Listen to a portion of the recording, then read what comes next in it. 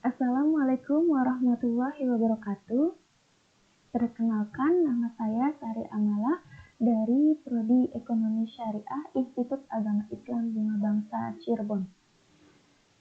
Pada kesempatan kali ini saya akan menjelaskan satu buah materi yang berjudul Perubahan Harga Relatif, Pengaruh Inflasi dan Harga Trade Goods. Ini merupakan salah satu materi dalam mata kuliah evaluasi proyek. Yang pertama itu ada perubahan harga relatif. Harga adalah jumlah uang yang ditetapkan untuk suatu produk atau jasa. Harga relatif dikenal juga sebagai harga premium, yaitu menggambarkan penetapan harga setinggi mungkin dalam kurun waktu tertentu karena posisi produk yang dominan di pasar. Harga relatif adalah persentase di mana harga yang ditetapkan melebihi harga benchmark.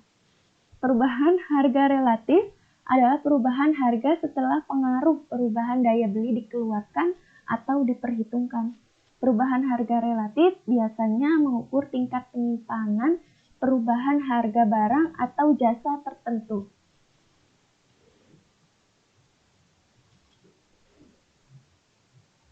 Terhadap perubahan akibat perubahan tingkat harga umum seluruh barang dan jasa. Yang kedua ada pengaruh inflasi terhadap proyek. Inflasi dapat diartikan sebagai kenaikan harga barang dan jasa secara umum dan terus-menerus dalam jangka waktu tertentu. Tingkat inflasi berpengaruh negatif pada tingkat investasi. Hal ini disebabkan karena tingkat inflasi yang tinggi akan meningkatkan resiko proyek-proyek investasi dan dalam jangka panjang. Inflasi yang tinggi dapat mengurangi rata-rata masa jatuh pinjam modal serta menimbulkan distorsi informasi tentang harga-harga relatif. Dan ini adalah beberapa cara menganalisa suatu proyek dengan memasukkan unsur-unsur inflasi. Yang pertama itu menaikkan nilai biaya dan manfaat sesuai dengan tingkat inflasi rata-rata yang kita ramalkan akan terjadi. Yang kedua menganggap bahwa semua harga dipandang dari sudut biaya maupun manfaat akan meningkatkan dengan proporsi yang sama, sehingga tidak akan mengubah nilai relatifnya. Kemudian selanjutnya itu ada harga trade goods. Trade goods atau tradable goods merupakan barang atau jasa yang dapat diperjualbelikan di lokasi yang berbeda atau berjarak dari lokasi di mana barang atau jasa tersebut dihasilkan.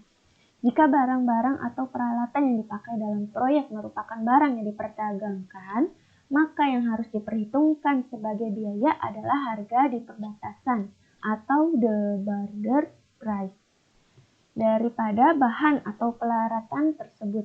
Artinya, harga cost insurance atau and freight untuk barang-barang yang diimpor atau harga free on board untuk barang yang dapat diekspor. Cost insurance and freight atau biasa disingkat dengan CIF adalah harga yang digunakan untuk barang-barang yang dapat diimpor yang di dalamnya termasuk harga barang, ongkos pengepakan, bongkar muat, ongkos pengangkutan dari gudang ke pelabuhan sampai muat, jika produk tersebut bisa diperoleh di pasar dunia. Kemudian yang dimaksud dengan barang yang diperdagangkan, trade goods itu yang pertama itu ada barang ekspor. Barang ekspor itu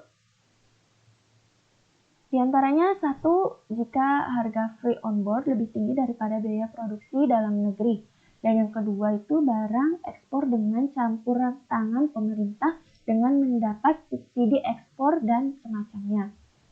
Kemudian ada poin yang kedua itu pada barang impor, yaitu jika biaya produksi dalam negeri lebih tinggi daripada harga cost insurance dan freight, dalam perhitungan harus diingat apakah biaya ini harus dibebankan pada waktu dikeluarkan sebagai investasi atau pada waktu pembayaran kembali angsuran pinjaman beserta bunganya.